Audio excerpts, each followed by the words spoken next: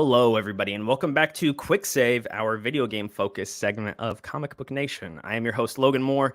Joining me this week is Comic Book Nation co-host Matt Aguilar. Hi, Matt.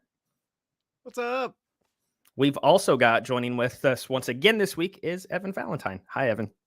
Hello. Hey, thank you for having me. I am the knight. Of course, we had to get you in here to talk all about Batman, which is going to be the main focus of our show today. We're going to talk about the new Batman Arkham game that just got announced. And then in the back half of the show, we're going to dive into Matt's got a preview of Funko Fusion, the new Funko Pop game that is coming out later this year. And then I'm going to talk about what it's like when your video games smell, which is a weird thing to say, but there's a new device out called GameScent that lets you smell your video games. And I'll talk about that more later. Evan, we wanted to talk Batman. This new Batman Arkham Shadow game was announced the other day. I know you expressed that you were very excited for this at first glance, and then we found out that it is a VR game, which I think is how a lot of people across the internet felt. Let's broadly talk about Batman Arkham Shadow first. This is a game coming to MetaQuest 3 later this year. We don't know a lot about it. They're going to reveal more details at Summer Games Fest. Evan, I mean, we'll just go to you first. What do you think about this? Man, yeah, I was quite disappointed when it was revealed that this was a VR game because I have nothing against VR games. I wish that there was better representation of VR in general. I think that VR has been missing a serious smash hit that makes it commonplace. Like, we know there's stuff like, the PlayStation VR has it's been okay, but they have the Resident Evil games. But for a game like this, for a game like Batman Arkham Shadow, I don't necessarily think you're going to get an amazing experience on this that has the same size and scope as the Arkham games in general.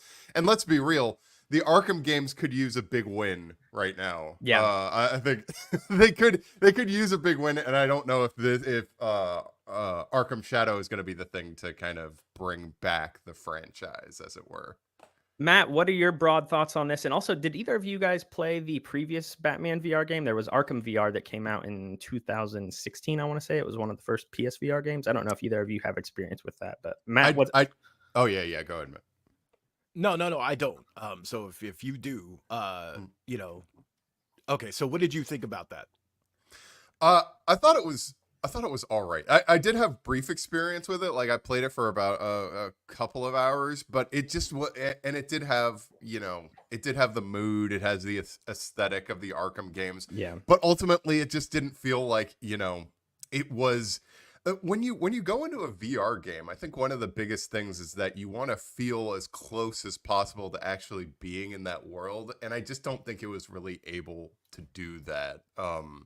Maybe Arkham Shadow will prove us wrong. I mean, I know I'm crossing my fingers that I'll be, that I'll eat crow on this one, but we'll see.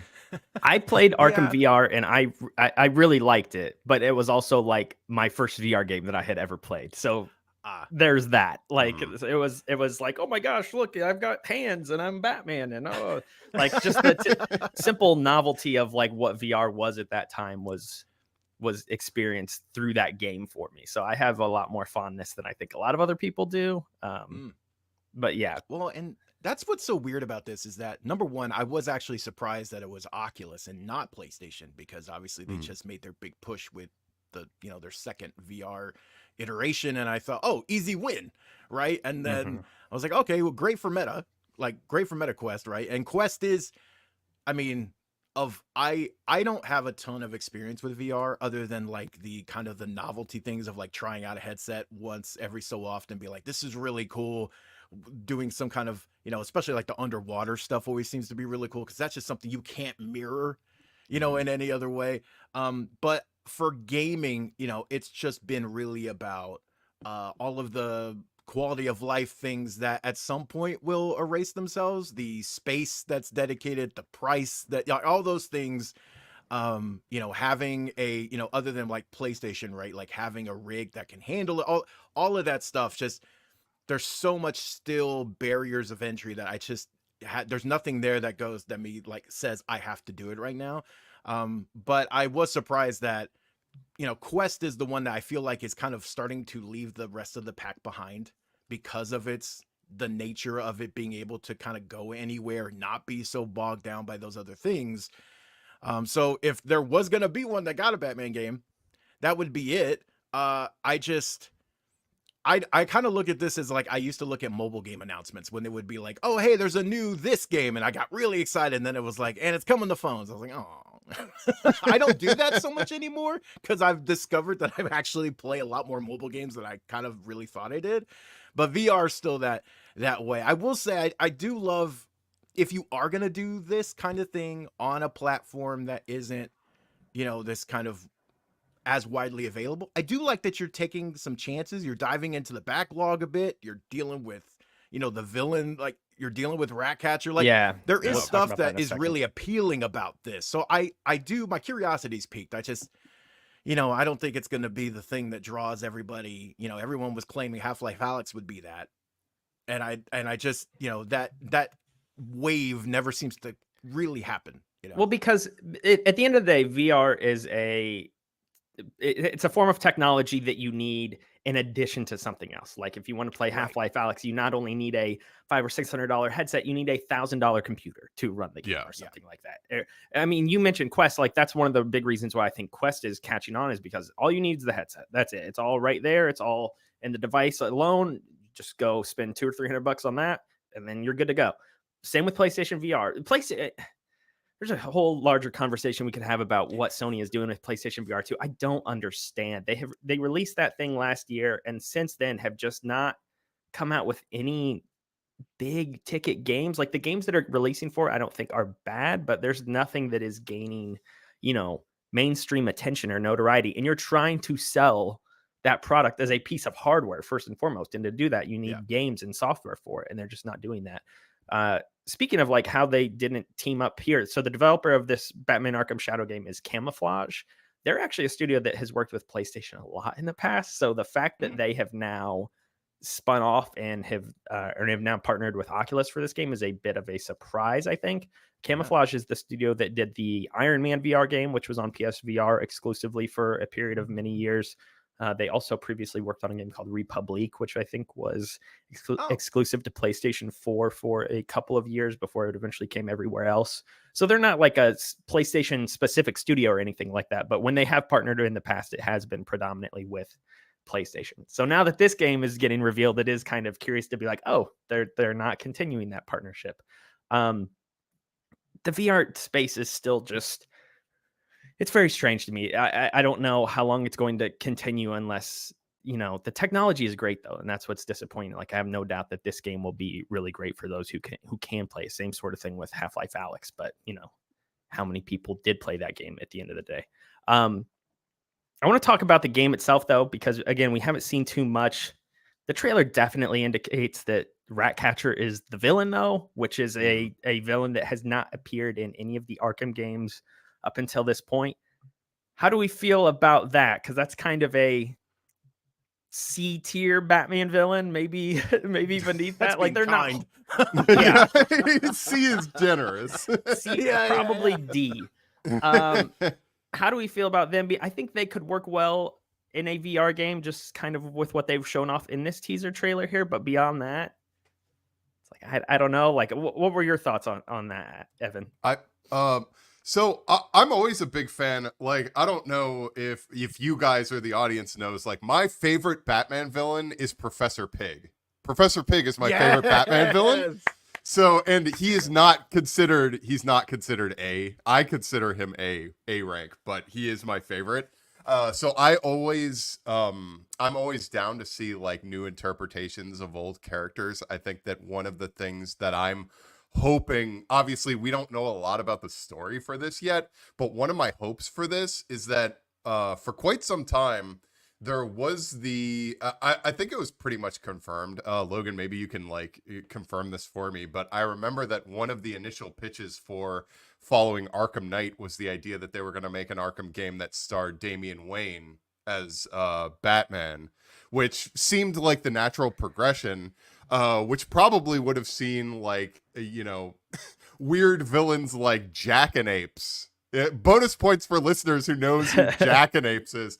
But like having those kind of villains, weird, off the beaten path villains kind of appear in a Batman game. So like Ratcatcher, there's not a lot to Ratcatcher's character in terms of like folks might remember from James Gunn's The Suicide Squad that they did introduce Ratcatcher 2, who was the daughter of the original Ratcatcher. So maybe they can make some changes here and kind of add to the character a little bit from there. We'll see where this takes place. I'll be really interested to see if this actually takes place in the Arkham universe, because for the longest time, I really thought that like Gotham Knights was going to take place in the Arkham universe until I actually like played it and saw it, because it was so weird how it's like Batman is dead, and that seemed like Batman was dead at the end. Exactly what happens at the end of Arkham Knight. That's exactly what happened. So it seemed like that would be the perfect place, but it was its own bro thing. Psych.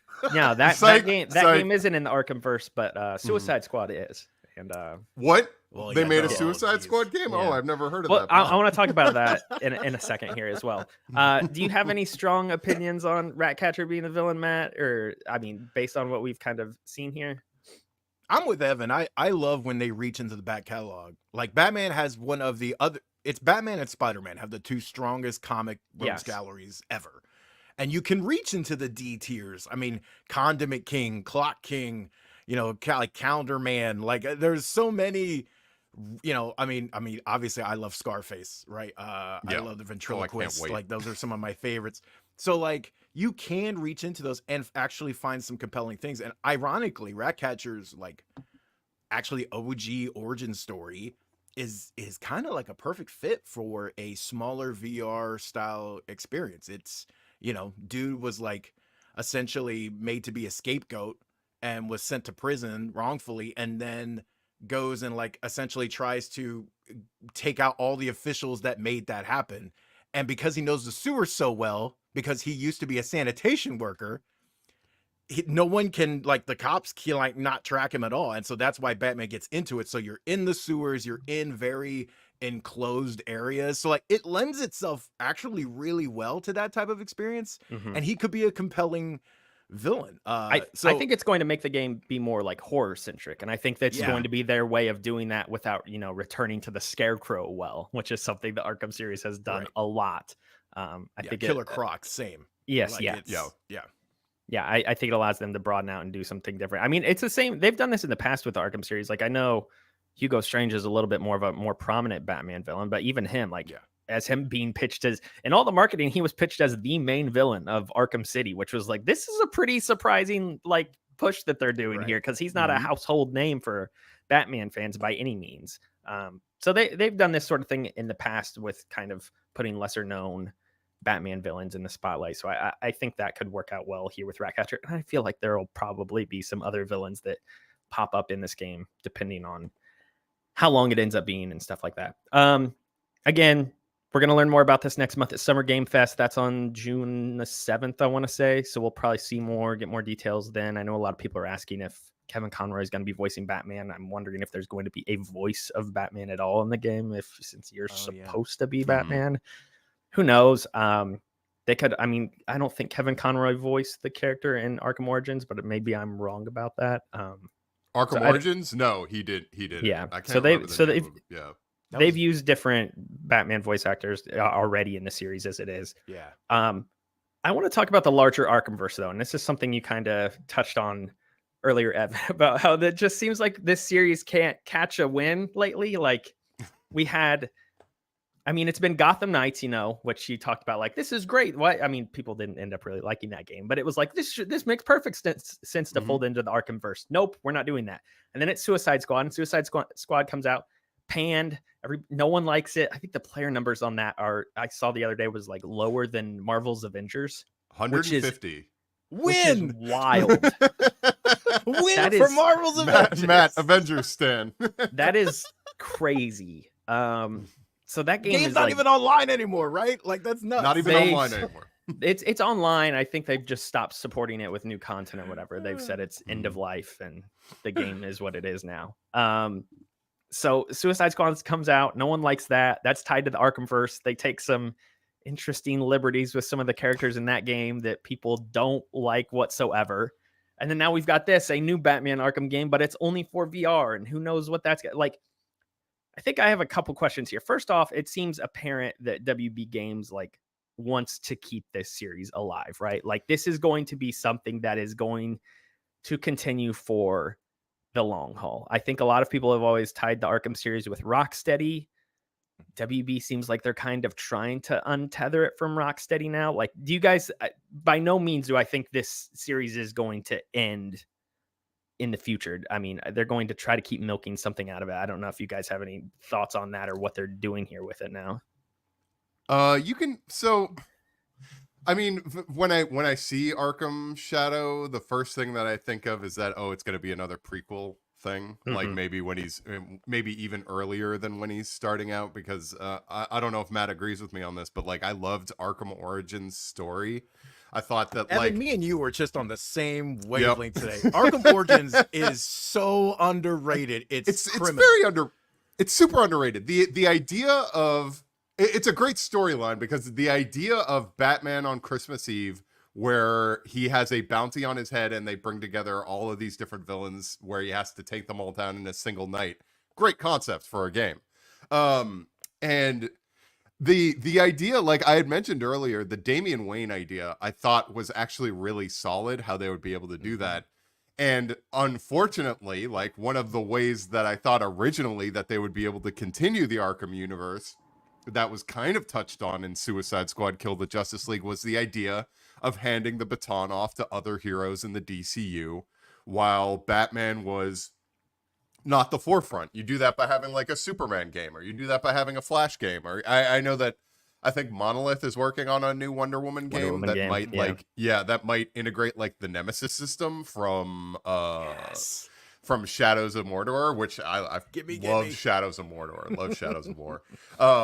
So like that seemed like the logical way to continue this. Like if they have to keep beating a dead horse as they're kind of doing, like I just wish that they would take the time to kind of do that and stay true to the spirit of the original ones, because I think that like one of the things that happened with before the Arkham games, there was not a singular great Batman game. There were the best you could get was kind of like a side-scrolling beat 'em up, or you could get kind of like, you know, you might get a fun one like the original Nintendo Entertainment System Batman kind of thing. But shout out to Batman Vengeance. I like that game when I was 8 years old. Batman Vengeance is good. That was the standard before. I don't know if it was actually good or if it was just my 8 to 10-year-old brain, but I know I like the cutscenes. I loved that thing at the time. That thing was amazing. Is Vengeance the one that's based on that uses the design work from the 4th season of the Batman animated series, or am I thinking of a different one? Yeah, that sounds right. Yep. It definitely pulls from the animated series. Oh, there were 2. Okay.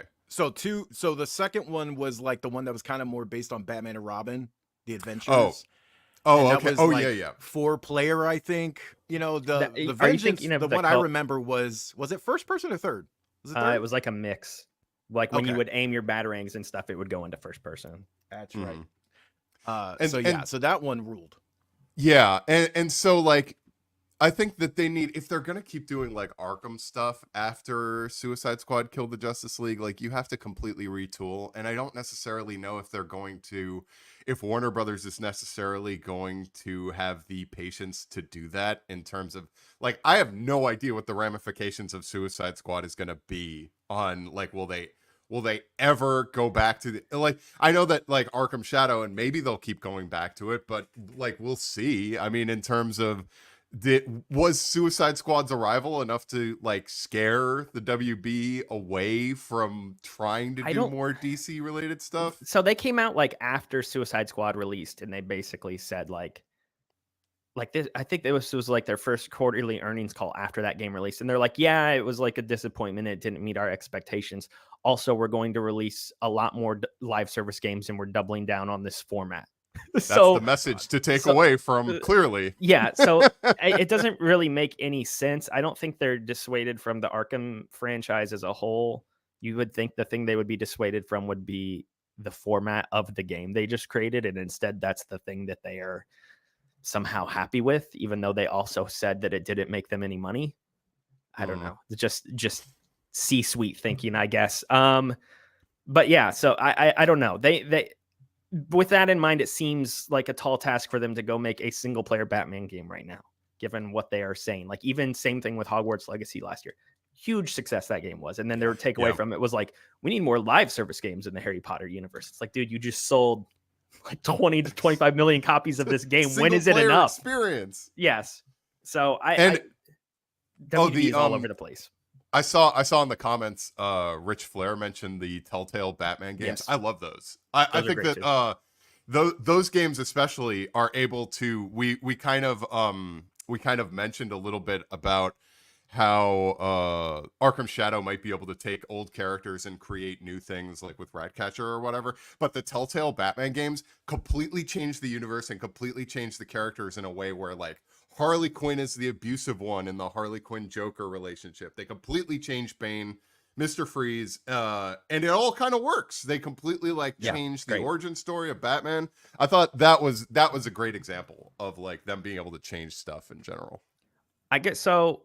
The title of this episode is like, should the Batman Arkham series end? Like, that's kind of what I'm trying to decide right now. And I've been a fan of these games since Arkham Asylum first came out, and I don't know if I love the idea of it continuing to be milked, especially if they're going to milk it in ways that are similar to what they did with Suicide Squad, which is not the type of game I want. Like, if you're going to keep making, single player Batman experiences, or even something like Arkham Shadow here, I'm fine with a spinoff like this. Like, that's totally cool with me. But, I don't want any more Suicide Squads type games. And also, this franchise is so tied to Kevin Conroy, and with him passing now, like, it is very much like these games are somewhat his legacy. I feel like these games and the obviously the cartoon, like, are his two big performance, or his two big franchises that he's tied to Batman with. I just don't know if I want them to continue with this at this point. If all they're going to do is, well, how can we create a co-op live service game, or how can we do this? It's like, let's just move on. Like, I don't want to see this continue to go away that I'm not a fan of. I really did not like Suicide Squad. I tried to play it. I tried to get into it. I just did not like the gameplay, let alone where the story goes and stuff like that. What do you guys think? Is it time to pull the plug on this, or do you want to see it end as a fan? Like, where are you guys at? We'll go to you. I don't like. So I'm kind of to the point where I don't tie things to people as much anymore. I think it's probably just the fact that unfortunately you have to see like people either kind of age out of a role or just decide to like hang it up, right? Like Mark Hamill with Joker, right? Just like, hey, I'm not doing that anymore. I want to do other stuff, and I've been doing it for so long, and that kind of thing. And so that part doesn't stall me. And also, Arkham Origins, we mentioned before, I was totally okay like with the new voice, and some work better than others. But I think what you pointed to is the real key here. It depends on what their plans are for that universe. If we're going to, pivot to like, okay, we want live service elements, but we are going to let Rocksteady do what they do best, which is a single player focused experience as a campaign, and then just add live service elements somehow into that mix with costumes or this and that or whatever, tie it to like achievements type thing. Sometimes you got to take the good with the bad, right? And I go, do I want more Rocksteady Batman? Yes. And I feel that as much bad will as they have accrued with Suicide Squad, all it takes is for them to just deliver another Arkham game that is up to that standard, and people won't care. People will buy it and will forgive them and be like, hey, don't do that again. Like, that's it. That's all it takes.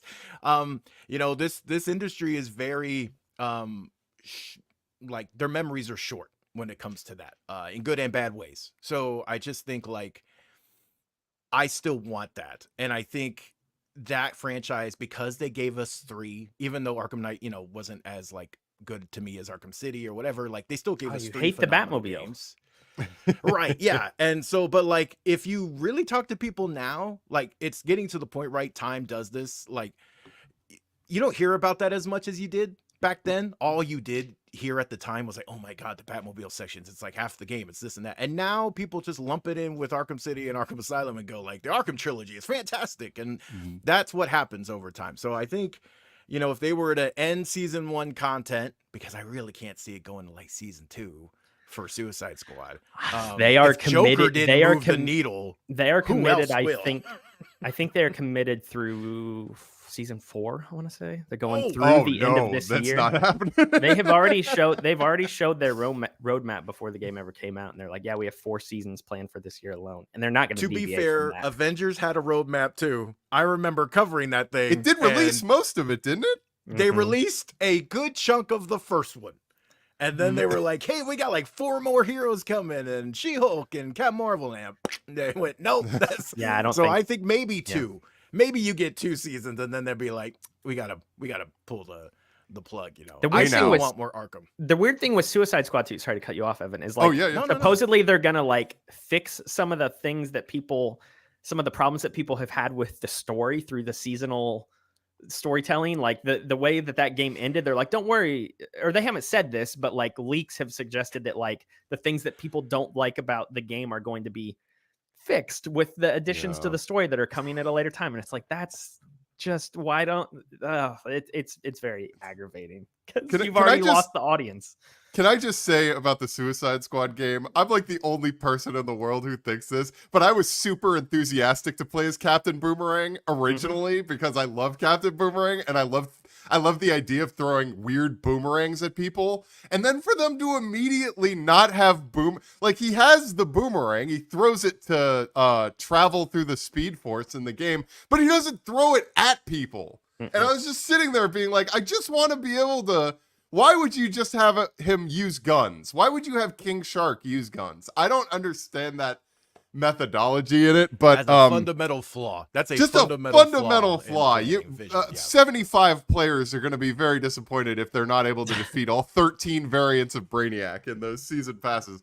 I think that like for ending the I think like it's not difficult to say that I thought like Arkham Knight was the weakest of the trilogy of just because of the high standards of Arkham Asylum and Arkham City. Those were and like the Batmobile, I thought they relied on it a little too much. The idea of you ramming into a criminal going 150 miles per hour, but they're fine because you electrocuted them or something when you hit them. I thought that was a bit much, but it also, like, the story, it did give a good, solid ending to that universe, I thought. Like, it gave the idea of, like, okay, like, Bruce is gone, but in his place has, like, a darker Batman arisen. Is that still Bruce? Is it someone else wearing the costume? Or something like that. So I think, like, from a story standpoint, that worked. And so like the idea for Suicide Squad was sound. There were parts of that game where they kind of, the idea of Bruce being lifted out of the darkness by the formation of the Justice League was that was a cool idea. But ultimately it just kind of, it wasn't able to ultimately like hold its own thanks to everything else that was happening in the game. I know that Controller Zen in the comments said would love a Superman game. I would love a Superman game. For the love of God, make a Superman game. I want a good Superman game on the same level as Batman and Spider-Man in the future. But I think that Sunsoft's Superman, Reign of Superman is still my favorite Superman game. Oh man, yeah. Oh dude, I mean, because even if it's so good, game's solid, it's way better than it has any right to be. Yeah, it's way better than it has any right to be. But I would love the chance to have an Arkham like makeover for Superman, or I mean, we have the Wonder Woman game, but like one of the things that I was really hoping for when the Arkham series ended with or when it originally ended with Arkham Knight was the idea of branching out and giving us games for other DC characters in that similar style, like giving us a Flash game, a Green Lantern game. Like Batman's always going to be a big seller. I think at the end of the day, that's tough to dispute. But like we could have had so much that could have still been in that universe. Even the Superman game is what everybody wanted Rocksteady to do. That was like the big rumor for years, and just I don't think there was ever such a project in the works. You mentioned that Damian Wayne game that was in the works. Yeah, I think that got pretty far along and was scrapped. That concept art looked cool too. looked really cool. That game would have been great. I think. Yeah, you could have had a Batman Beyond game. Like that would have been, man, that would be the best way forward if they want to continue this. Like, just call it Arkham Beyond. Boom, done. Yeah, oh man, that's perfect. The end. Like, Batman Beyond is so untapped in all sorts of DC media, though. So like I can't believe we still don't have a live action Batman Beyond, but that's a whole other conversation. We're going to take a break here. When we come back, Matt, you played a Funko Pop game, or you saw a Funko Pop game. We're going to talk about that. You've got all the pops behind you, so that's a good. You're clearly a big fan. I am the audience. Yeah, you're the audience for that. So we're going to talk about that, and then I'm going to talk about how you can smell your video games now. So we'll be back here in just a moment.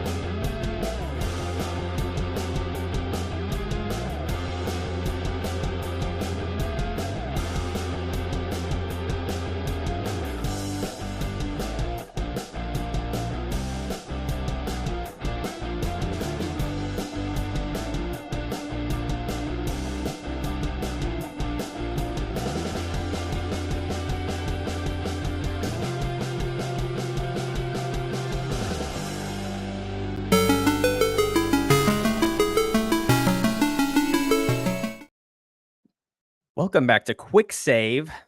It's time to talk about Funko Pop, specifically a new Funko Pop video game that is coming out later this year on September 13th. It is called Funko Fusion, and it is kind of exactly what the title sounds like. It is a fusion of a bunch of different franchises, all within the Funko Pop, I want to say universe, because it's not even really a universe. It's like branding, I guess. The game is going to feature different Funko Pop characters that different characters from franchises like Jaws. We've got Jurassic World. The Thing is in this, which is like maybe the most wild one to me. Invincible, a lot of others. Matt, you played this. What? Well, I didn't get to play it.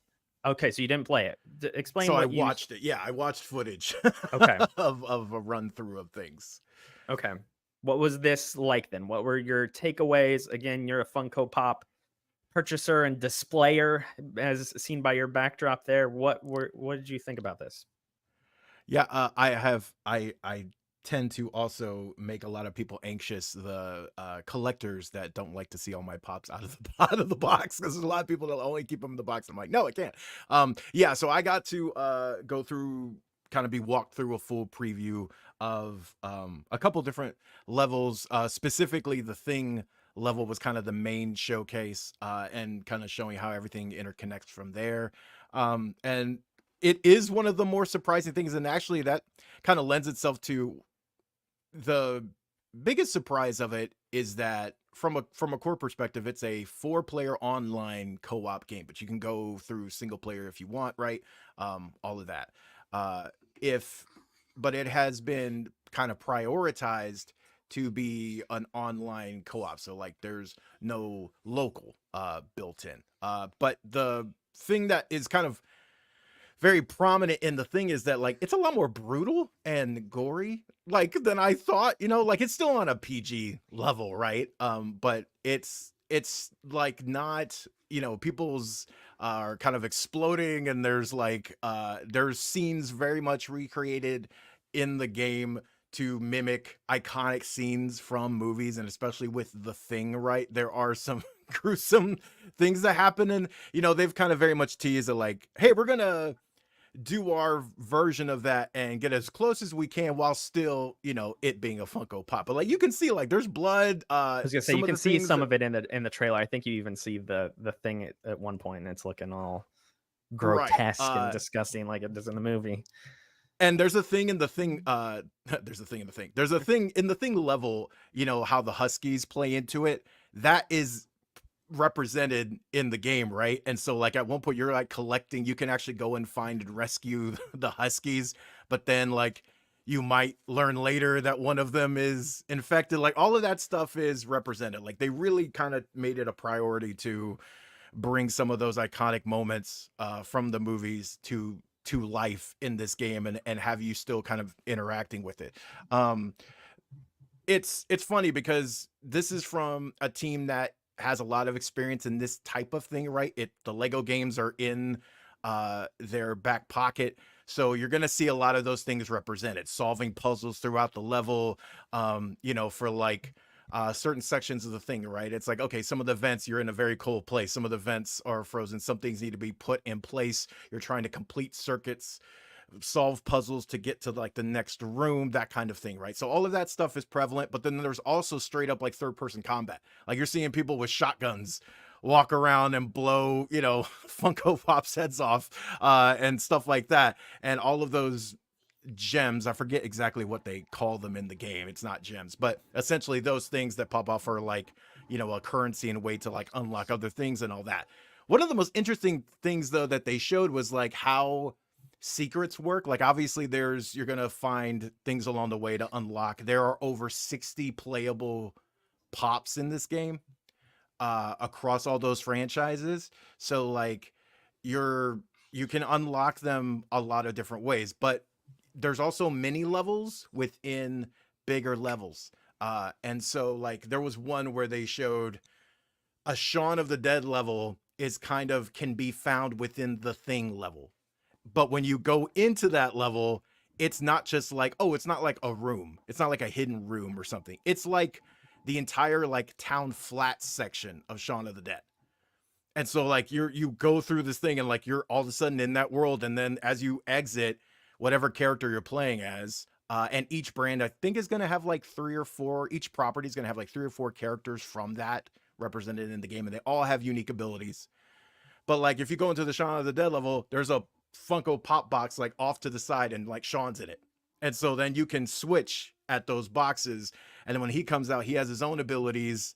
There's like an escort mission that they show as you're like trying to accompany the group in a car as they make their way through the town covered with infected. One of the things they showed was like you can actually become infected. So like if you get bitten or hit, you become that. And then there's also like unlockables tied to that, as well as, you know, you're actually walking around as a zombie and stuff. So it's within those levels, they're pretty big, and there's a bunch of those throughout the game. So like whole sections of stuff. Hot Fuzz is in this game. I tried to get something on Invincible for you. I did not. I could not. So they were very tight-lipped about Invincible. I was like, hey, how many playable characters? What can you tell us about the world? And they're like, you know, they said it is all Kirkman approved though. And they're very excited. Like they're happy about what they came up with. But like Nope is represented in this. Yeah, there's like, some weird ones. Xena Warrior Princess is in this. It's like, you know, right, that relevant franchise. Yeah, like, so the mix of properties is really what's going to be the star of the show here. And it really comes down to, one of the things I was really curious about was like, okay, how fun is the combat in practice? Because I really like, to me, some of the best experiences I've had in co-op are just that like third person action type of set piece where you're just goofing around having fun. If they can nail that, this is kind of right up my alley as something fun. It's just an excuse to hang out with friends. We can all pick our favorite character. Let's go try and unlock, you know, all the Invincible stuff for someone over here. Let's go get the Masters of the Universe. Like that kind of thing is fun. Like, and so I really want to see how that comes out. I think they have the iconography down. The Pops don't talk. There's no voices because Pops don't have mouths. But they have like all of the, it's very like Lego in the way of like the expressions do all the talking for you, and you can get all the moments that way. So it's going to be really interesting. I'm very curious to see if they can nail the actual moment to moment combat gameplay, because I think a lot of the other stuff is they're doing a good job of kind of nailing the aesthetic, the tone, like all that stuff. So I'm very curious. What do you guys, you know, questions? What are you guys thinking about this? What do you feel?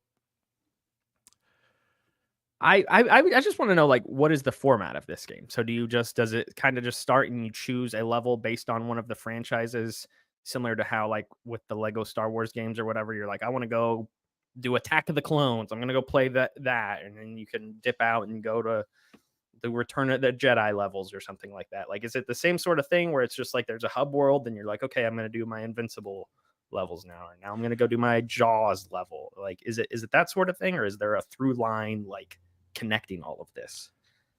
So it is, the way they say it is there is kind of a like larger story, right, that's in play, but they also kind of made it, they want you to be able to move through it as you choose. So like you're able to pick at the beginning, you're able to pick the franchise, like the world you want to start with. So you don't have to start in one world. You start with, if like one of the main people behind the game is like a huge Masters of the Universe fan. So obviously he starts with that.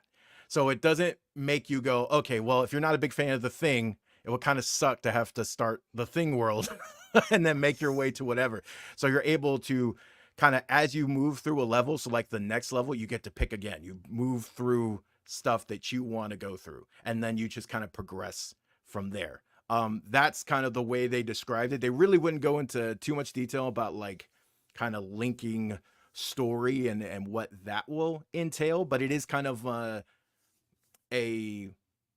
I guess best way to describe it would be like a multi-linear campaign style thing. And you have some flexibility from within. And then also, as you unlock items and more characters that have different abilities, then there is a Metroidvania aspect where you can go back through, because you can access other areas now in those levels that you couldn't before, and you go through that way. That's very So Lego it's kind of, like in that sense, yeah, because like you would have to go back through with it, and you're like, oh, now I have a bounty hunter, so I can unlock the bounty hunter door, and you Phantom can Menace see the Lego, like the yeah. Lego legacy. You can very much see that as you're moving through.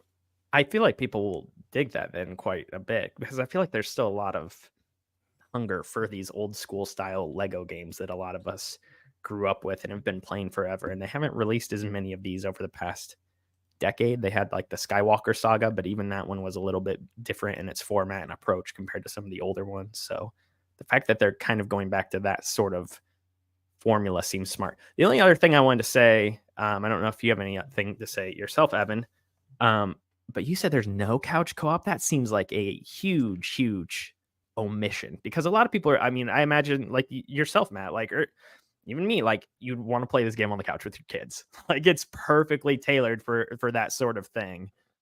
So to not have couch co-op seems like a huge oversight, or just the wrong decision on my, I don't know. That's not great. That one was a little bit of a like, because that was asked directly. It was like, hey, what's the like co-op situation? And like they kind of essentially, it was, they did an assessment of their target audience and who they felt would be playing this game the most, and they kind of made the decision to, we don't want to, it was kind of like, okay, which one do we focus on? Because I don't know if it was a matter of like, we don't want to split it and then do both not well, like do both poorly, and so we want to lean into one or the other. It's like a weird thing, because like selfishly I'm bummed, because we just started playing, I just re-downloaded Multiverses, which is not even like technically online, right? Because all you can do is local and co-op until it bounces back, but you can still play local 1v1. Yes. And I played that with Ember, and like it's just fun. We're just goofing around, whatever, right? And there is a thing of like, I look at this and go, oh, this would be perfect, because me and her could just hop in, do a couple missions together. We can run around. This is perfect aesthetic. Like there is a part of me that's bummed that that's not the case. I do understand though that to a degree, kind of like Pops and Funko's collectible side of things, the people buying those products are me. Like it's not, we're buying them for the kids, but we're buying them. Like and Funko's, especially like as you move up, right, with some of their other collectible offerings and things, and also even just Pops, they've, the age, like it's gone up and up, right? It's collectibles demographic now, as opposed to oh look, there's a pop my daughter might like. I buy more than you know how many pops I show her, and she's like, no, I'm okay. And then I just buy, I'm buying all the Blackpink pops. Like, there's a reason. I'm the guy. I'm the person. So I kind of look at that and go, I do understand it, because we're probably going to be the ones playing online and taking advantage of that. But there is a part of me that's bummed, and I don't think it's, they kind of tease some of their, like, they're going to have free DLC. They're going to have free updates and stuff, but then they're also going to have some paid stuff that's coming. I don't think it's a thing either that like 6 months down the road, they'll integrate it. Like, I think they made a decision and they're going to probably stick with that. And that's unfortunate. I mean, in other gaming news this week, Bethesda is now adding a 60 FPS option to Starfield, which is something they said they would never do. So, true. Very true. People run back stuff all the time that they say isn't going to be run back. Evan, do you have any questions about this? Yeah, I did. So number one, I own 3 Funko Pops, one of which is The Thing. That's a really good one. Oh, it's the big one too. That's awesome. Yeah, oh yeah, dude. The only Funko Pops I got were just big, weird, like looks like the original versions of the characters. But I did have a question because I am also a big fan of John Carpenter's The Thing, Matt. So I had a question in terms of, you kind of mentioned really briefly that like you can get infected or something. When it comes to like and you kind of mentioned that each universe gives you like, I think you said like 6 characters to choose from. Did you kind of, when you jumped into the Thing world, did it let you take control of like Kurt Russell? But were the other ones like the Husky thing, fusion monster thing, and like other childs maybe from that movie? I'm trying to actually, because I took a note on that particular part. Where was that? I'm actually looking at them right now because it was like the 4. They showed 2. They show 2 characters because like one character comes with McCready, with has a fire axe and a shotgun. And then there's another character has like a ranged attack. And then there was 4 from the Thing specifically. Is it Andrew? There's one that has like no face. Windows. I'm trying to remember all the names. There's one. Can you play as Wilfred Brimley? That's what I was gonna say. Is the diabetes guy in it? Is what I want to know. Can you play as Wilfred They Brimley? did not show him, but I don't know if that is one. But I believe there was actually like 4 from the Thing. I would assume one is like an infected, like version, right? That's got to be in there. They also did say that there will be. They kind of teased that like they are gonna like bring in the chase variant system that Funko does. So like flocked and all those kinds of things. So like there's gonna be some of those in the game as well of characters from different brands. So like those 3 or 4 don't include those. Those will be on top of. But yeah, I do think it's like the 3 or 4 main characters, at least the 3 of the main characters, and then probably like 1 monster. Okay. We just better get Omni-Man, is all I'm going to say. It's an invincible thing. I'm sure he'll be in there. Just better get Omni-Man. You got to get what? You got to get Mark. You got to get Omni-Man. Adam Eve. Alan the Alien. And then who's the 4th?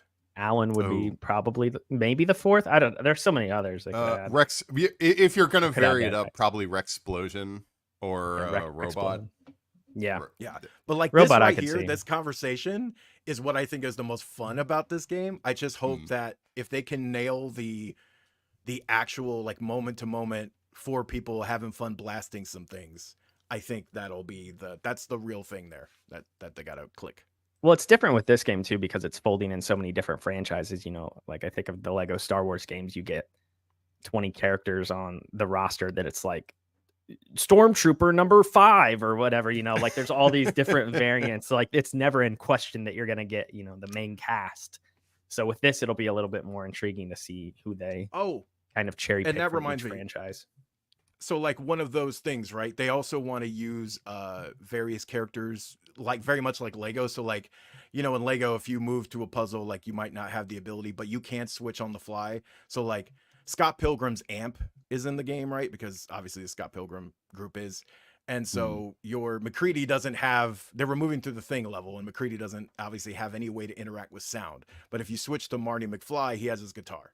So then they switch to Marty on the spot. He does the music. He activates the amp that opens the hidden room. You go through that room and then you enter a world, and that's where you get to like the Shaun of the Dead world. Totally, so, like, Lego. It's very Lego in that respect. Yeah.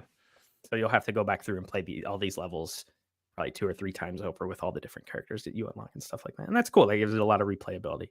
I will say, on my part, I am typically someone. I'm sorry, Matt, but there are many of us out there. I'm in the group that thinks Funko Pops are ugly and are a blight on humanity more often than not. And even in spite of that, I think this game looks pretty fun. So, I'll give it a shot. Yeah, that's saying something. Yeah, it is, because like just the general idea of like, oh, Funko Pop video game. I'm like, oh man, please no. And then I saw this and I was like, that actually looks very enjoyable. Like I might have a good time with that. Invincible Scott Pilgrim, yeah, I'll do that. So I've surprisingly got it on my radar. So we'll see how it turns out. Again, I said later this year. I think it's coming to everything: Switch, PlayStation, Xbox, PC. It's out September 13th. All right, last thing for the show today. I've mentioned this. I'm sure you guys will have questions. I will have answers. I have been trying out the GameScent here. If you are listening to the audio version, I'm showing some things off on camera. You might want to watch the video version. This is GameScent. This is from GameScent. It is a new device that is meant to interact with your consoles or your PC and emit smells based on what would be happening within your game. It's creating 4D video gaming, I guess. It's a very strange thing. I've used it a bit this week. It's exactly what you would think. I don't know. I have a lot of thoughts. Broadly speaking, like, do you guys have any interest in something like this? And what kind of questions do you have? And maybe we can go from there, and I can explain more about how it works and stuff like that. I guess it's totally dependent on the game that you're playing, really. Yes, I mean, right? There's what some does environments. Octane smell like? I'm very curious. So that's the thing. A lot of the smells are very game specific. Like I've been playing Elden Ring this week, and it will emit, a storm smell. It comes with 6 smells in the box that I got. I think it was like storm, gunpowder. There's a forest one. There's one that's just like clean air. And then there's explosions and stuff like that. So like I've been playing Elden Ring, not really been smelling any explosions, not really been smelling any gunfire or anything like that. I have smelled those since though by playing a couple of other games. But it's just kind of, I feel like there's not enough scents, like, but I also don't know how many scents I would want. Like I know that there are others that you can buy on their website to kind of give this thing more variety with the smells that it is emitting. And the air, all the scents are oil based, so it's kind of like one of those atomizer type deals, or whatever. The scents, I mean, I'll show it off here on the video again. You kind of tie them to this. Like there's the storm one that you put it in the corresponding chamber. You have like an app on your phone. You can change up what you have in each chamber. You can like kind of tweak how much you want it to emit. It was going a little bit crazy in my place at first because I live in a smaller, just like 1-room apartment or 1-room house. And so I don't have a lot of space, and it was really emitting a lot of it. I was like, okay, we need to dial this back. We're gonna cause me to suffocate here. It's cool. I mean, the whole purpose obviously for it is like immersion factor and upping the immersion factor of your games. And I think there are some instances where, maybe that could work, but more than anything, I think I sort of found it to be like a distraction. Almost like I'm kind of like trying to pay more attention to that and what it's doing, and how does this smell, and what do I think about this smell, more than I am just like being absorbed in the game itself and just feeling like I exist in the game. So it's good for what it is. It's cool how it interacts with your game. You have to like hook it up through an HDMI pass through, and then hook up and then sync all your apps to the atomizer itself, and then the pass through that is attached to your console or your PC, so that they're communicating with one another via your Wi-Fi and Bluetooth and all that stuff. The setup process, it wasn't that complicated whatsoever, which is the one thing that I did appreciate, I have had a little bit of like input lag with the pass through at times, but I think I've largely gotten that fixed. But I feel like that's kind of to be expected just about anything. So Like how does it actually so does it just regularly like spray yeah. as it's changing, or does it actually like go in sync with something that happens in the game or So something? it uses the power of artificial intelligence to determine like what is happening in your game and when to emit those smells. Like for instance, when I was playing Elden Ring, I was running through like a foresty area the other night, and it started really shooting out the forest one. It doesn't do it constantly, but I'd say once every 2 minutes it was just going psst, and it was shooting a little spurt of it into the air.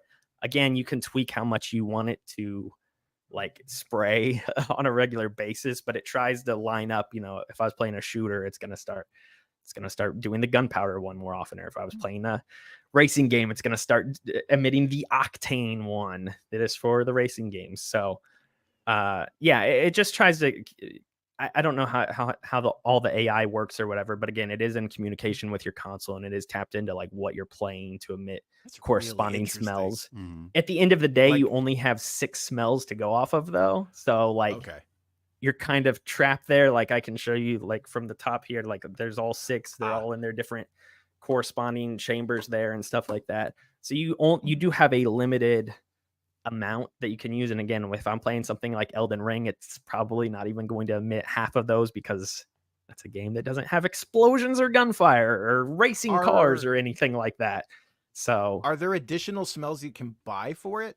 there are some additional ones on the company's website, I believe, that you can buy. I don't know how much they cost. I know this setup right here, they send us over this unit to kind of check out and review and talk about here on the podcast.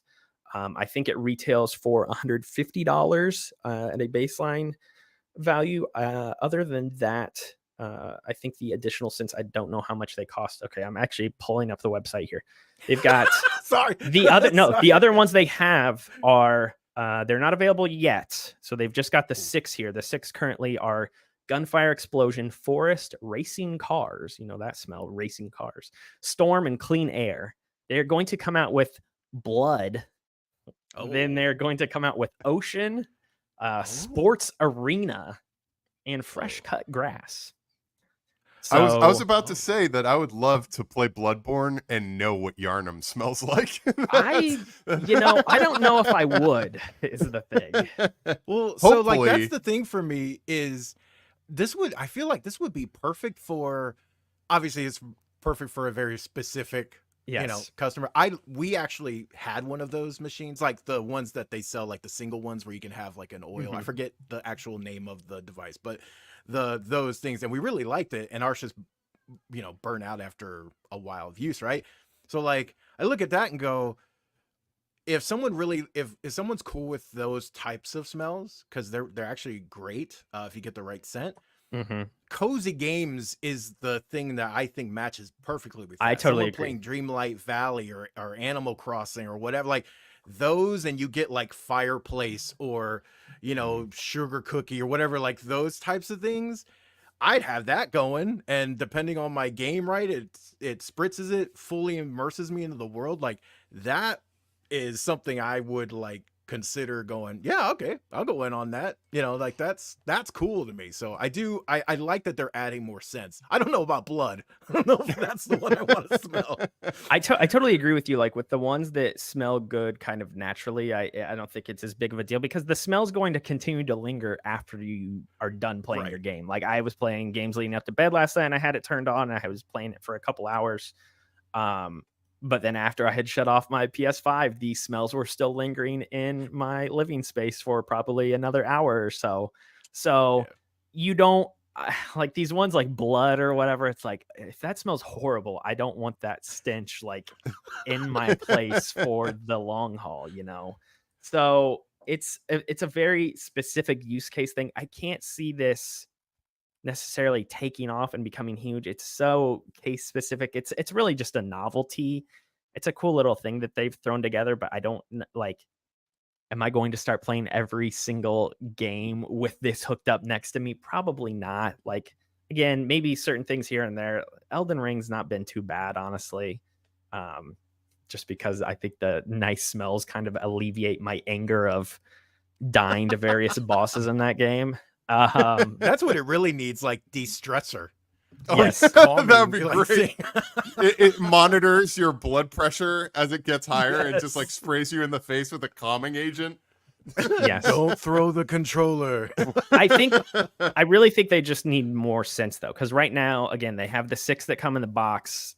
Other than that, they're adding 4 more, so they'll have 10 tops. It feels like this thing needed to launch with like 20. Like, Yeah. I don't know. Like, you really, if you're gonna invest in this, I imagine you're going to want to invest in it for very specific games and get very specific smells. Again, like you said, like the cozier games, I feel like would work really well with something like this. So yeah, it's interesting. It's been a fascinating thing to have checked out and kind of gone hands-on with over the past week or so. I don't know if I have loved it. It's not bad though. It very much does what is expected of it. And I think that is sort of the most impressive part of it, because you hear about something like this and it's like, okay, this is totally not going to work in the way that you would think it would. And no, it definitely does. It's just, it's not something I want to use constantly either. So we'll see. Again, I'm moving in like a month, and where I'm going to move is going to be a much bigger room. Maybe if I have a larger play space, I'll also be a little bit more okay with it. We'll see. Do you still play Fortnite? Do I still play Fortnite? Yeah. Yeah. Okay, so like one of the things I would love to see if like the AI can actually pick up on this is like when they do their seasonal events and it shifts the smell to like the Thanksgiving event, the Halloween event, and it does like, you know, like Easter and Christmas, and like you get like Christmas scents, and you know, that would be like, okay, I'm selling myself on this. I kind of want one. Yeah, they just need more scents. Like there's so many obvious scents that I feel like should be in this that yeah, like it would work great with a cooking game or something like that. I don't think we're really in Cooking Mama era anymore, like we were a couple of years ago. Ooh, that's another great one.